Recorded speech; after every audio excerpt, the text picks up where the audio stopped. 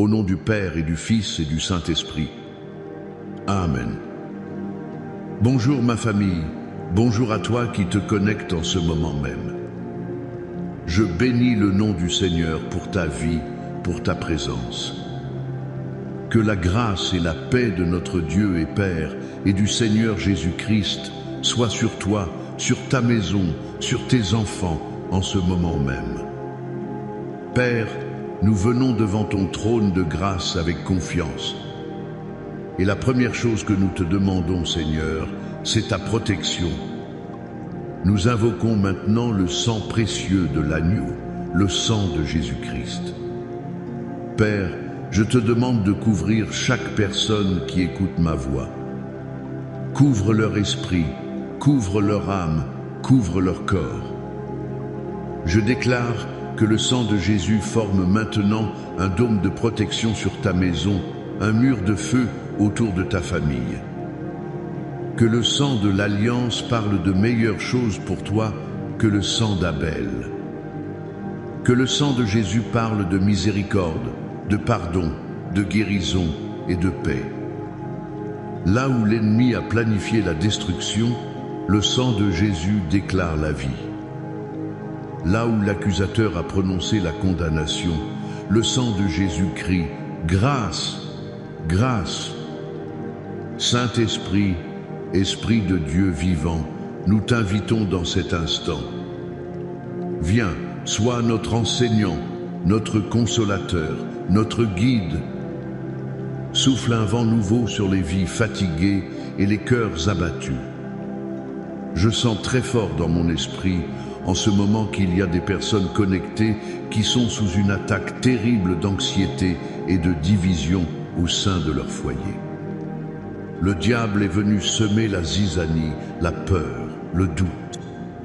Tu ne dors plus la nuit, tu es tourmenté par des pensées qui ne viennent pas de Dieu. La Bible nous dit dans Philippiens 4, verset 7, « Et la paix de Dieu, qui surpasse toute intelligence, gardera vos cœurs et vos pensées en Jésus-Christ. » Écoute-moi bien. La paix de Dieu n'est pas l'absence de problèmes, c'est la présence de Dieu au milieu de tes problèmes. Et en ce moment, au nom puissant de Jésus, je viens briser la puissance de tout esprit d'anxiété, de tout esprit de peur, de tout esprit de division qui a été envoyé contre ta famille. Je te commande, esprit impur, de lâcher prise maintenant. Lâche son esprit, lâche ses pensées, lâche ses émotions, lâche sa maison. Et je déclare que la paix qui surpasse toute intelligence inonde ton cœur, inonde ta maison et garde tes pensées captives à l'obéissance de Christ. Reçois cette paix maintenant, au nom de Jésus. Avant que nous allions plus loin dans la parole, je veux prendre un instant pour te demander de faire 3 choses très importantes. Premièrement, si ce moment t'encourage déjà, clique sur le bouton « J'aime » et écris dans les commentaires « Amen », je reçois la paix de Dieu. Deuxièmement, si tu ne fais pas encore partie de notre famille prophétique, abonne-toi à cette chaîne pour ne manquer aucun de ces temps puissants dans la présence de Dieu. Et troisièmement, je veux que tu deviennes un canal de bénédiction. Partage cette vidéo maintenant avec 7 personnes. 7 est le chiffre de la perfection divine. 7 personnes dans ta famille, parmi tes amis, qui ont désespérément besoin d'entendre que Dieu veut garder leur famille dans une paix éternelle. Et reste bien jusqu'à la fin, car à la fin de ce message, je vais prendre un temps de prière spécifique et puissant pour la restauration des relations brisées dans les familles et pour la protection surnaturelle de tes enfants. Ne manque pas ce moment. Le thème que le Seigneur a mis sur mon cœur aujourd'hui est puissant et simple. Seigneur, garde ma famille dans ta paix éternelle. Nous allons puiser notre force dans 2 des chapitres les plus puissants de la Bible, le psaume 91 et le psaume 23. Dans un monde rempli de chaos, d'incertitudes, de mauvaises nouvelles, de guerres, de maladies, de crises économiques. La seule chose qui peut maintenir une famille unie, c'est la paix de Dieu. Pas une paix temporaire, pas une paix qui dépend des circonstances, mais une paix éternelle, une paix qui vient du ciel. Mon premier point pour toi aujourd'hui est que la paix de Dieu est une forteresse pour ta famille. Ce n'est pas juste un sentiment agréable, c'est une fortification divine. Le psaume 91 commence par ces mots incroyables. Celui qui demeure sous l'abri du Très-Haut repose à l'ombre du Tout-Puissant. Je dis à l'Éternel, mon refuge et ma forteresse, mon Dieu en qui je me confie. J'aimerais que tu portes ton attention sur le mot demeure. Le psalmiste ne dit pas celui qui visite de temps en temps ou celui qui passe en coup de vent quand il a un problème. Il dit celui qui demeure. Demeurer, c'est faire de la présence de Dieu son habitation permanente. C'est là que réside le secret de la paix.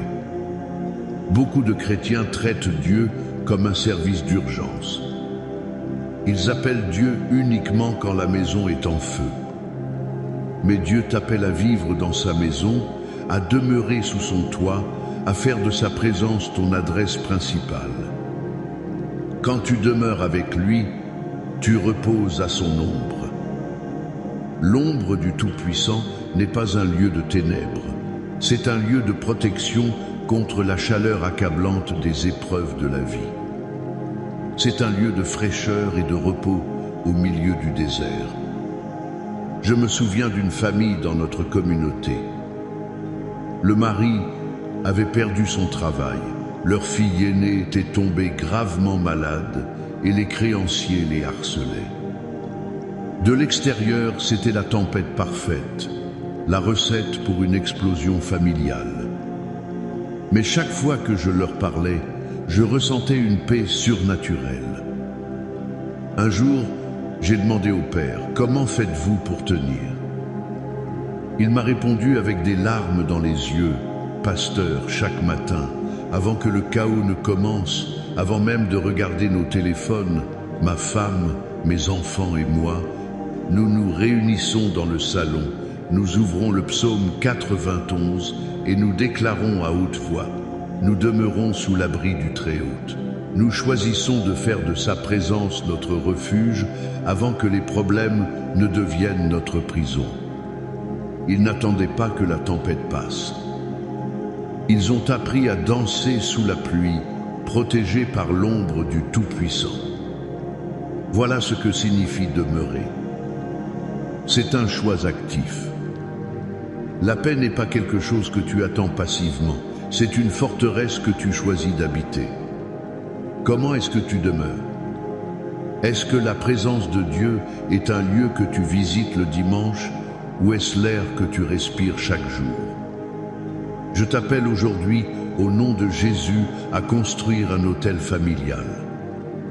Pas un autel de pierre, mais un autel de temps, de prière, de consécration, où chaque jour, ta famille vient consciemment demeurer sous l'abri du Très-Haut. Mon deuxième point est que la paix de Dieu est une provision pour ta famille. C'est ce que nous enseigne le psaume 23. Écoute cette déclaration de foi absolue. L'Éternel est mon berger. Je ne manquerai de rien. Il me fait reposer dans de verts pâturages. Il me dirige près des eaux paisibles. Il restaure mon âme. La paix et le manque ne peuvent pas cohabiter. Quand l'esprit de manque entre dans une maison, manque d'argent, manque d'affection, manque de communication, manque de pardon, la paix s'en va. Mais David, qui était lui-même un berger, nous donne la clé. Il personnalise la relation, l'Éternel est mon berger. Pas le berger de la nation, pas le berger du pasteur, mais mon berger, le berger de ma famille. Et la conséquence directe de cette relation personnelle est une promesse radicale. Je ne manquerai de rien. Analysons cela plus profondément. Je ne manquerai de rien. Cela ne signifie pas que tu auras tout ce que tu désires, mais que tu auras tout ce dont tu as besoin au moment où tu en as besoin. Le bon berger connaît ses brebis. Il sait quand elles ont besoin de repos et il les conduit dans de verts pâturages. Il sait quand elles ont soif et il les dirige près des eaux paisibles. Il sait quand leur âme est fatiguée, brisée, découragée, et il restaure leur âme. La paix de Dieu n'est donc pas une absence de besoin, mais la certitude que chaque besoin sera pourvu par le berger parfait. Les verts pâturages ne sont pas seulement un lieu de nourriture, ce sont un lieu de repos. Les eaux paisibles ne sont pas seulement pour étancher la soif, elles sont pour apaiser l'agitation intérieure. La provision de Dieu pour ta famille est holistique. Elle est spirituelle, émotionnelle, physique et financière. Pense à David. Il a écrit ces mots alors qu'il était probablement un roi puissant, mais il n'a jamais oublié ses origines de berger.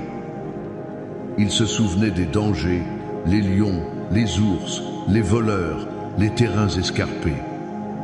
Il savait qu'une brebis seule est une proie facile. Mais il savait aussi que sous la garde d'un bon berger, la brebis est en sécurité et en paix. Il a transposé cette réalité terrestre à sa réalité spirituelle.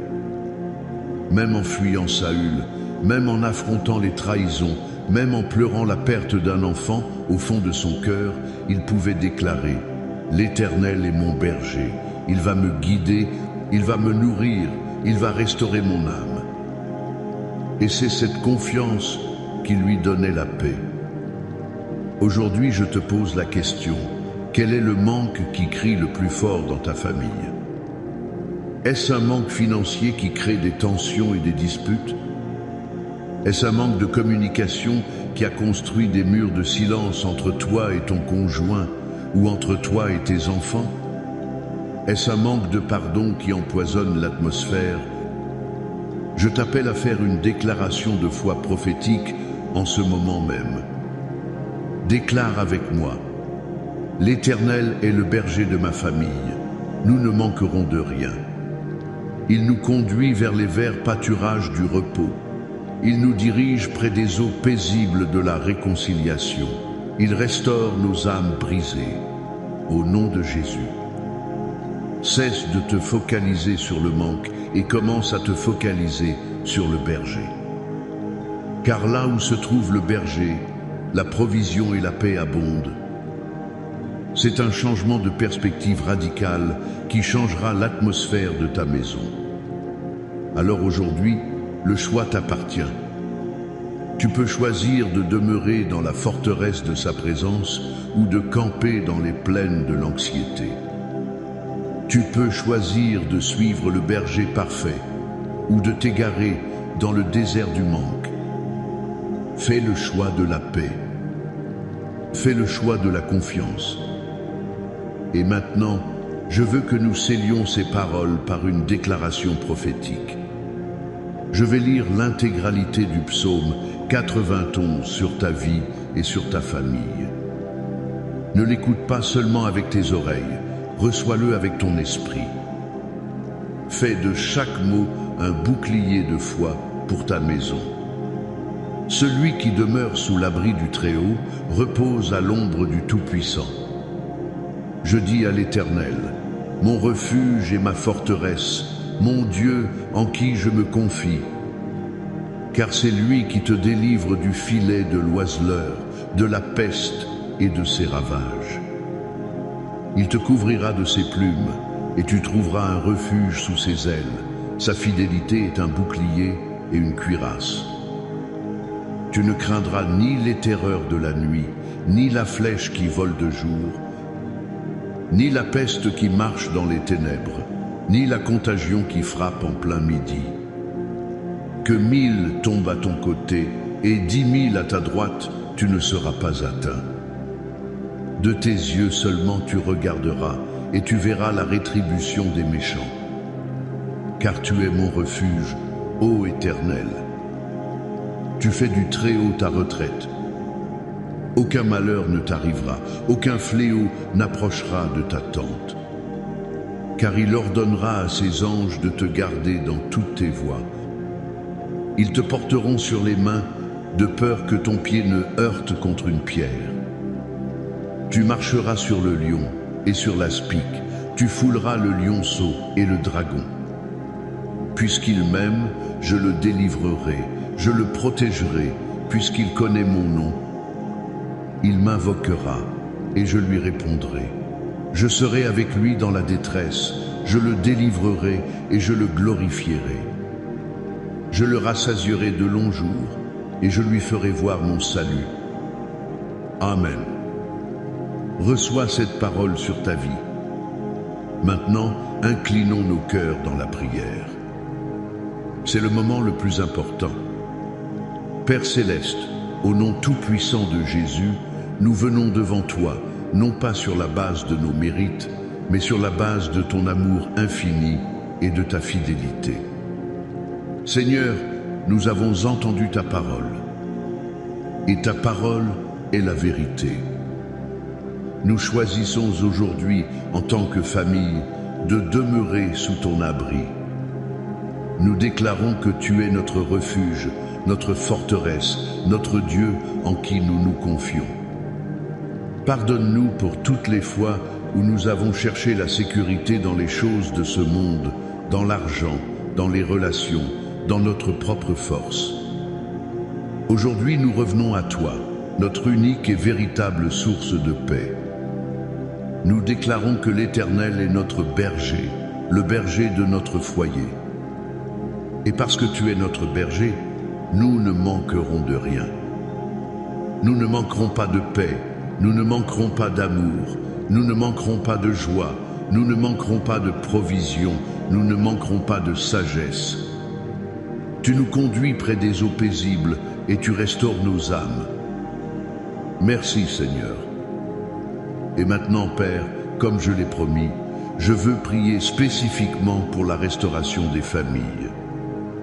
Seigneur, tu vois chaque cœur brisé qui écoute ma voix. Je prie maintenant pour ce mari et cette femme qui ne se parlent plus, qui vivent comme des étrangers sous le même toit. Au nom de Jésus, je brise le mur de silence, le mur d'amertume, le mur de ressentiment. Saint-Esprit, souffle un esprit de pardon et de réconciliation dans ce mariage maintenant. Je prie pour ce père dont le cœur est brisé à cause de son fils rebelle. Je prie pour cette mère qui pleure la nuit pour sa fille qui a pris un mauvais chemin. Père, au nom de Jésus, j'envoie tes anges, comme promis dans le psaume 91, pour garder ses enfants dans toutes leurs voies. Je les arrache des griffes du lion rugissant. Je déclare que l'esprit de prodigalité est brisé et je prophétise leur retour à la maison, leur retour dans tes bras d'amour.